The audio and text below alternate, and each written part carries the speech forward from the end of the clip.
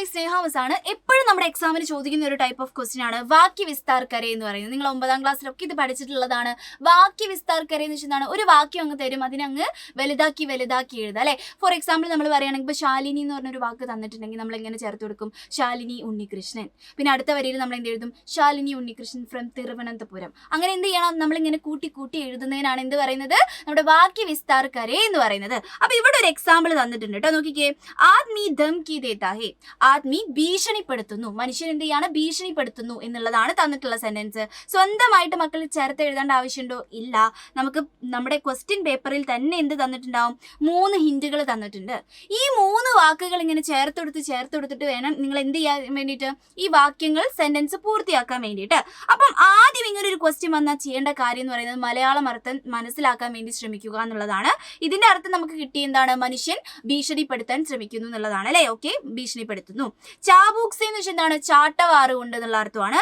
പാഗൽ എന്ന് വെച്ചാൽ എന്താണ്? ഭ്രാന്ത് എന്നുള്ള അർത്ഥമാണ്. മാർനേക്ക് എന്ന് വെച്ചാൽ എന്താണ്? അടിക്കാൻ എന്നുള്ള അർത്ഥമാണ്. അപ്പൊ ഇത് വെച്ച് നിങ്ങൾ മലയാളത്തിൽ ഒരു സെന്റൻസ് ഉണ്ടാക്കിക്കോളാം. അപ്പൊ നമുക്ക് കിട്ടും എന്താണ്?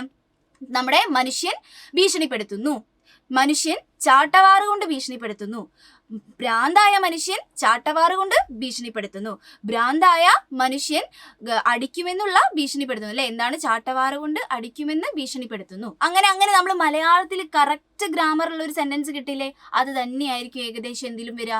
ഹിന്ദിയിലും വരിക. അങ്ങനെ വേണം മക്കൾ നോക്കാൻ വേണ്ടിയിട്ട് കേട്ടോ. അത് വെച്ചിട്ടെന്താ നമ്മൾ ഇതൊന്ന് ഫില്ല് ചെയ്യുന്നുണ്ട്. നോക്കിക്കേ, അടുത്ത നമ്മൾ എഴുതും എന്താണ്? ആദ്മി ചാബൂക്സെ. ചാബൂക്സെ എന്താണ്? ചാട്ടവാറ് കൊണ്ട് ധംകി ദേത്താ ഹേ. ചാട്ടവാറ് കൊണ്ട് എന്ത് ചെയ്യുന്നു? ഭീഷണിപ്പെടുത്തുന്നു. നെക്സ്റ്റ് സെന്റൻസിൽ നമ്മൾ എന്ത് എഴുതുന്നു? പാഗൽ ആദ്മിയിലെ പാഗൽ എന്നുള്ളത് എക്സ്ട്രാ ചേർത്ത് കൊടുക്കുന്നു. എന്നിട്ട് പാഗൽ ആദ്മി, ഭ്രാന്തായിട്ടുള്ള മനുഷ്യൻ എന്ത് ചെയ്യുന്നു? ചാബൂക്സെ ധംകി ദേത്താ ഹേ. നമ്മുടെ ഈ ഒരു ചാട്ടവാറ് കൊണ്ട് നിങ്ങളെ ഭീഷണിപ്പെടുത്തുന്നു എന്നുള്ള അർത്ഥമാണ്. അടുത്ത നമ്മൾ എന്താണ് ചെയ്യുന്നത്? നോക്കിക്കേ, പാഗൽ ആദ്മി നമ്മളെ എന്തുള്ള ഭ്രാന്തായിട്ടുള്ള മനുഷ്യൻ ചാട്ടവാറ് കൊണ്ട് മാർനേക്ക് അടിക്കുമെന്നുള്ള ധംകി ദേത്താ ഹേ. ധംകി എന്ന് വെച്ചാൽ എന്താണ്? ഭീഷണിപ്പെടുത്തുന്നു. അങ്ങനെ ഓരോ ഭാഗങ്ങളും നമ്മൾ മലയാളം സ്ട്രക്ചർ അനുസരിച്ച് നിങ്ങൾ നന്നായിട്ട് മാറ്റി കൊടുക്കുകയാണെങ്കിൽ സൂപ്പറായിട്ട് നിങ്ങൾക്ക് എന്ത് ചെയ്യാൻ പറ്റും? ഇതിൽ 3 മാർക്കോളം കരസ്ഥമാക്കാൻ പറ്റും.